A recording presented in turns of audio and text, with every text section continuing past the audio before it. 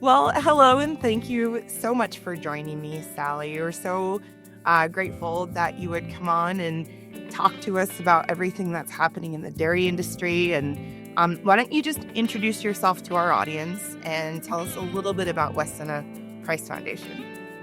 So I'm Fallon Morell, and I am the founder of the Weston A Price Foundation.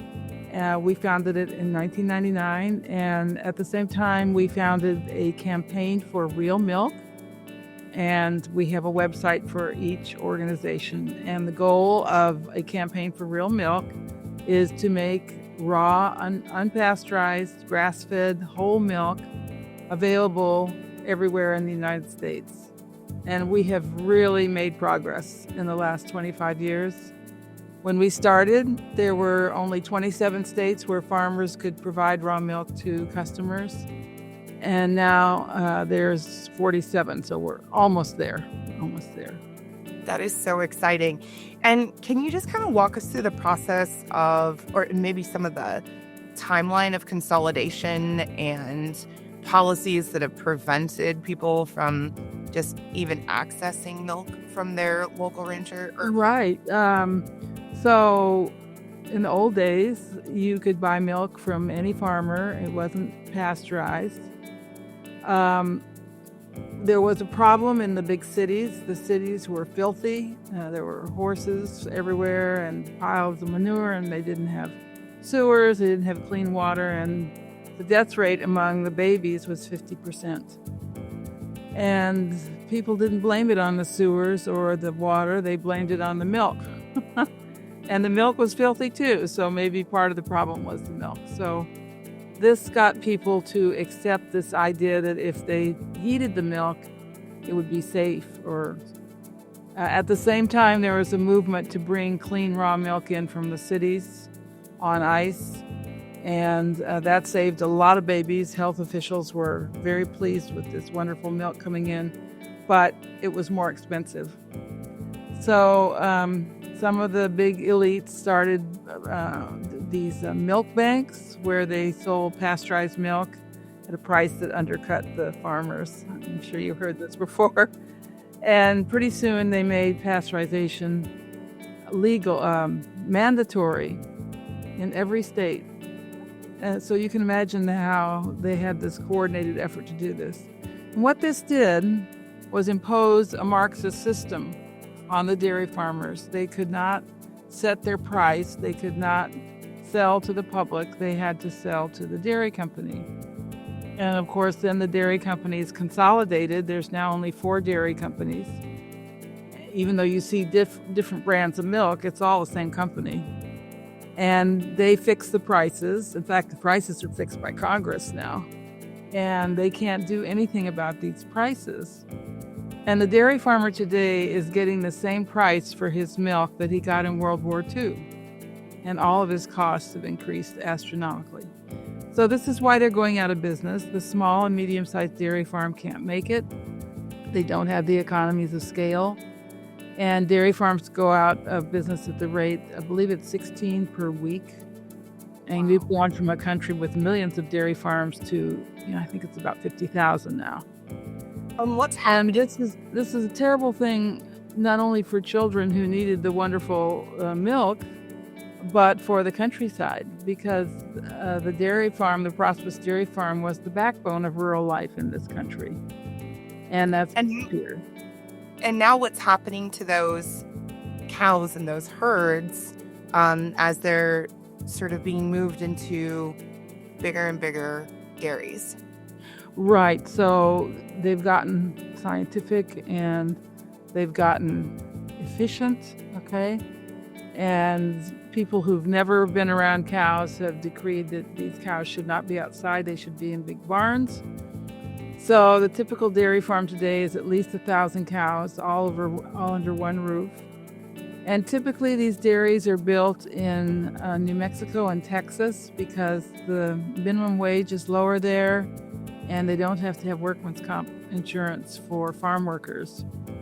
And these big farms get lots of subsidies, no interest loans, subsidies on grain. And the little guy just can't compete with that.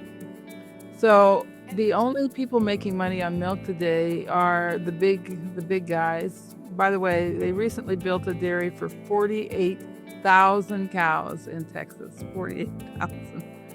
Wow. Or the small farm selling raw milk directly to the public, and he can get now anywhere from $5 to $25 per gallon compared to what the conventional farmer is getting, which is about $1.50 a gallon.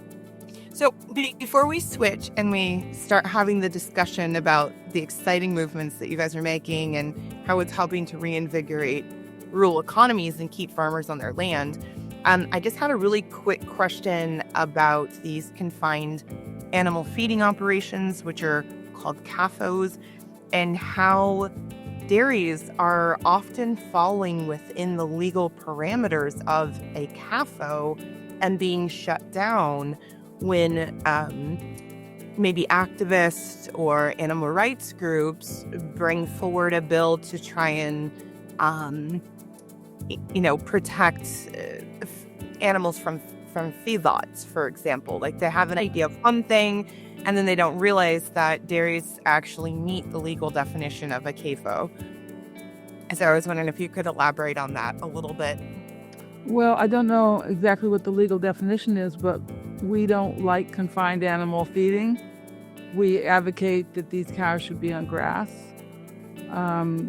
Maybe if it's a very cold winter, you can have them in a barn, but most of the time they should be on grass, moving them every day, manage grazing, eating the food that cows are supposed to eat, which is grass. And that milk will be a lot healthier. It will have things in it that confinement milk doesn't even have, one of which is CLA, which is a type of fat that's highly protective of cancer, and that will not be in your confinement milk. This is called a campaign for real milk. That means not just raw, but pasture-fed and full fat. That's the other horrible thing they do to the milk, is they take the fat out, try to make you think that it's better to drink skim milk, because they get so much more money for that butterfat if they put it in ice cream. So what they want you to do is have this low-fat diet all day long, skim milk, and by the way, skim milk will turn you fat, but whole milk will not turn you fat. And then by the evening, you're so starving for fat that you go to the freezer and take out a half gallon of ice cream and eat the whole thing in one sitting, or even just standing at the freezer door. You're so desperate for those fats. And you're paying at least 5 times more for that fat than if you actually drank full fat milk. Oh, Those are the tricks of this industry. interesting. That's really interesting. And why do you crave those fats? Do you know the answer to that? I'm just curious. I'm sorry, I didn't hear. Oh, why do people crave those fats? Is it Well, to think about it, all mammalian milk contains butterfat. It is the fat in nature for the growth and development of all mammals. There can't be anything wrong with it. And when you eat protein, you absolutely need to eat that protein with fat. So the milk proteins need the fat, because protein will deplete you of vitamin A unless you're getting vitamin A in the fat. And the fat in milk, butter, is our best source of vitamin A. It's the most easily absorbed source, and it's very easy to absorb from raw milk. But if you're drinking skim milk, you're not getting that fat, you're not getting the vitamin A, and your thyroid gland can't work without vitamin A, and so you gain weight. And years ago, there was a study done by USDA. They never published this, but my mentor knew about it. They were looking for the foods that would make pigs get fat quickly. And if they gave them whole milk, they wouldn't get fat. But if they gave them skim milk, they would get fat. And that's what you want. You want fat bacon, fat pork chops.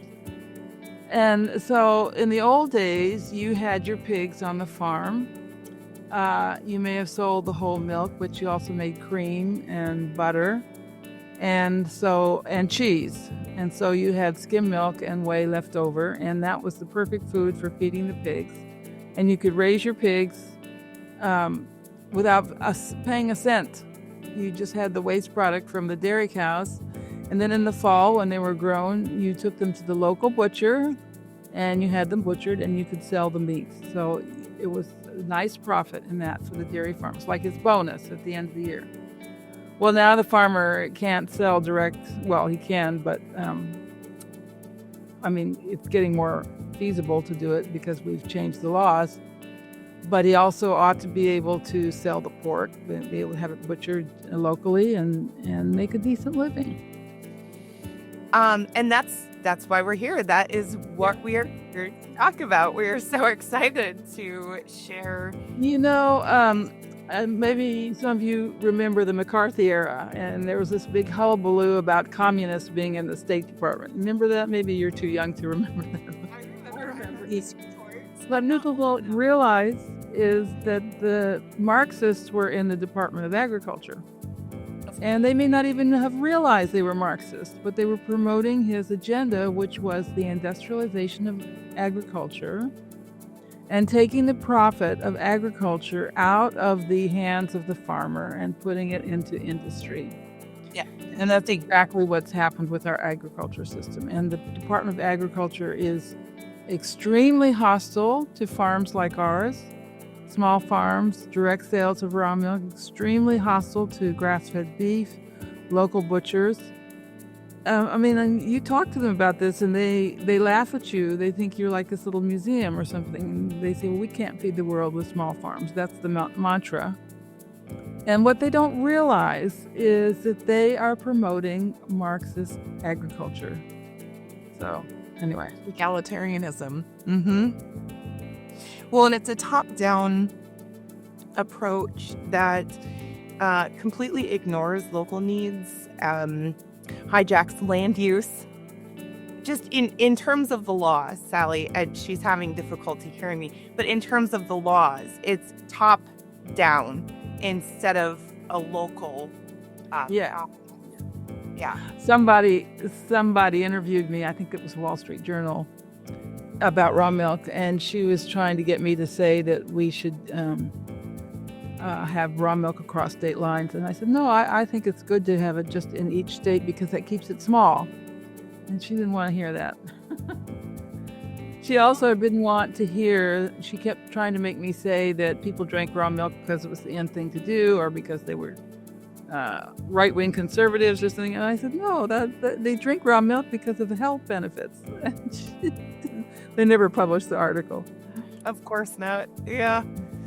That's sad. Well, let's talk about what's happening in North Dakota. And for the first time in a very long time, a young farmer representative, which is something we have not heard in, decades now? Farmer representation has been drastically dwindling over the decades.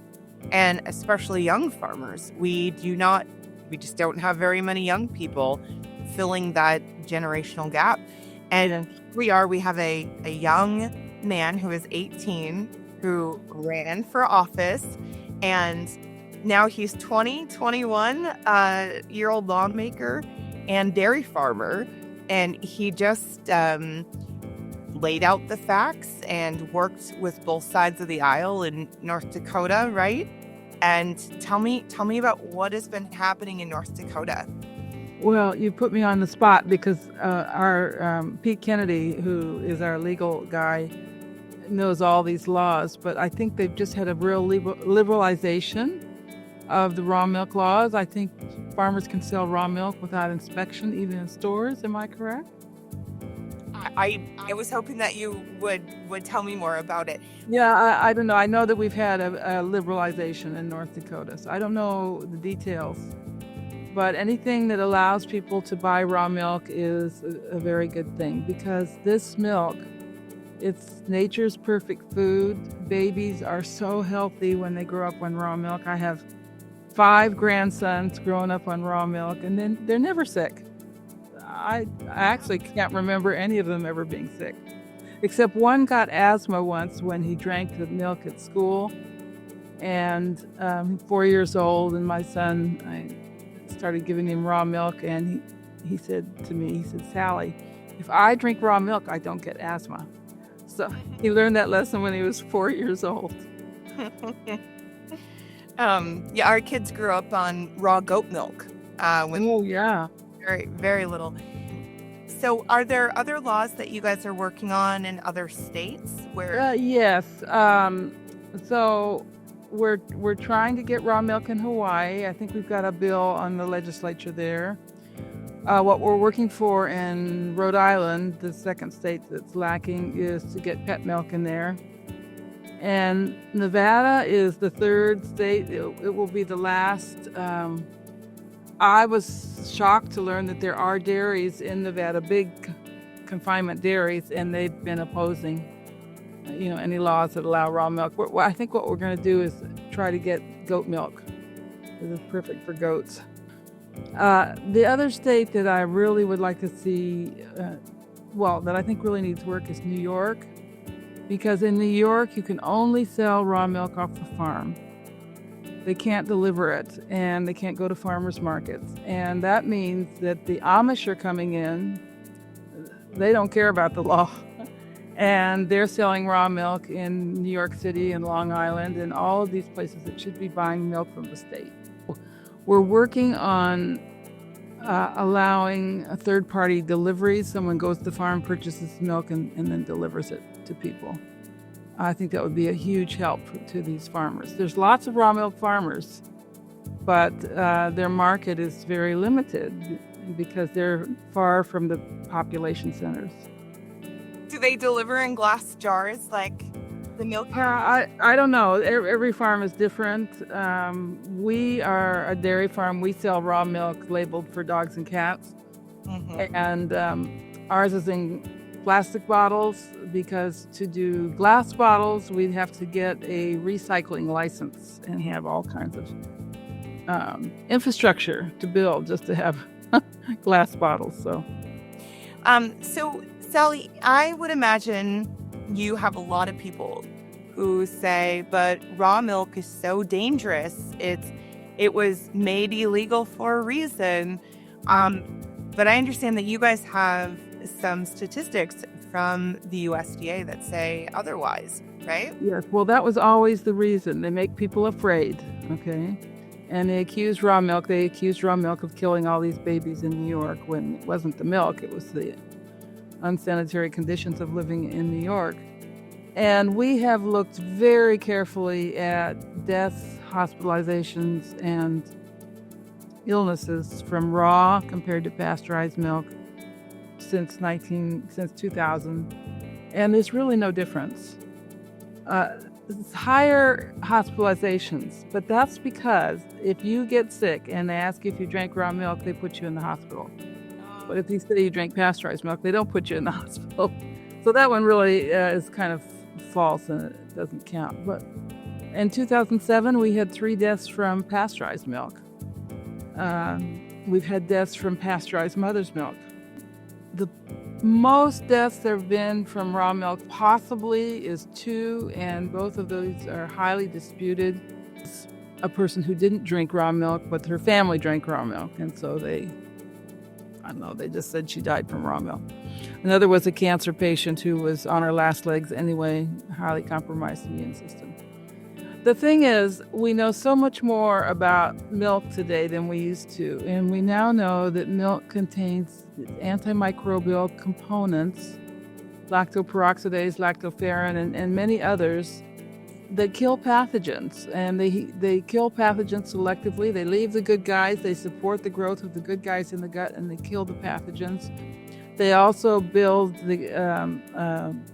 the integrity of the gut wall so the toxins can't get through. And once you pasteurize, those are killed off. That's the whole point of milk, right? Right. The whole point of milk is to confer immunity and bodies, right? The stomach, the microbiome from mother to child, right? If you could walk us through that a little bit.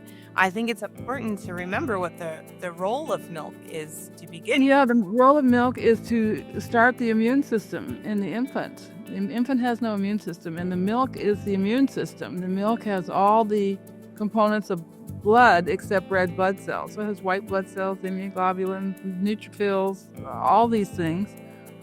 And that's the baby's immune system, and then it helps your body create these things. So it is the immune system. The other thing about raw milk is that every single vitamin and mineral in raw milk has a special enzyme, a carrier protein, that ensures that it's 100% absorbed, and no other food is like this. So B2, it's all absorbed. Vitamin A, it's all absorbed. Nothing is wasted. And Pre-methylated. those enzymes are killed in pasteurization. Right, right. And in raw milk, those vitamins are pre-methylated, right? So even people who have lack the ability to process certain vitamins or absorb them, in raw milk, it's the most bioavailable form. That's absolutely right. All the B vitamins are attached to enzymes, enzymated, as they say. And that's the way otherwise you have to create your own enzymes. So it's all right there for the infant. And of course, the levels of vitamins depend on the feed. So if the cow is out in the sunlight, there'll be vitamin D in the milk. If the cow is eating green grass, eating carotenes and green grass, there'll be vitamin A in the milk. And if the cow is eating vitamin K1, which is in the grass, there'll be the important form of vitamin K, vitamin K2 in the milk. Wow, that's really fascinating. And today we give vitamin K shots. And yeah, you shouldn't take those shots. They're very toxic, but that's a whole nother subject. But you don't need to if you're giving raw milk, either mother's milk or raw cow's milk, because there'll be vitamin K in the milk. Right. Yes, this is my point. We used to get all of these things that we're getting from the pharmaceutical industry today. We used to get them directly from our food, directly from our milk and our meat supply. And I'm just very grateful to see organizations like yours working so hard to bring that awareness back, and then also work on laws so that we have that opportunity once again in 2025 to eat food as medicine. So. Yes, and we have a website, realmilk.com. We have a map, interactive map, and you can put your state in or your zip code in and find the sources of raw milk near you. We have, I think, almost 4,000 listings now, and we started there, we had about 20. So raw milk has really grown. It's highly available. More and more people are drinking it and giving it to their children. Now, just imagine a world where children never got sick, never had anything wrong with them, never had to go to the doctor unless they broke a leg or something, and even that's rare. What would the pharmaceutical industry do? You know, this is a threat to the profits of that industry. And I think we would all agree that it's better to have healthy children than a healthy bottom line for the pharmaceuticals. Absolutely. Sally, thank you so much. I am so grateful for your time and your knowledge and everything that you guys are doing at Weston A Foundation. And just before we head out, how can people donate to you guys? Where can they find your website and follow your work? Great. So our main website is westonaprice.org. That's WESTONAprice.org. And we hope you'll become members. It's only $40 to be a member and get our journal, quarterly journal. And there is a place to donate, and you can even specify that the donation will go to our raw milk efforts. Wonderful. Thank you so much, and I look forward to speaking with you in the future. Thank you, Bree. Thank you.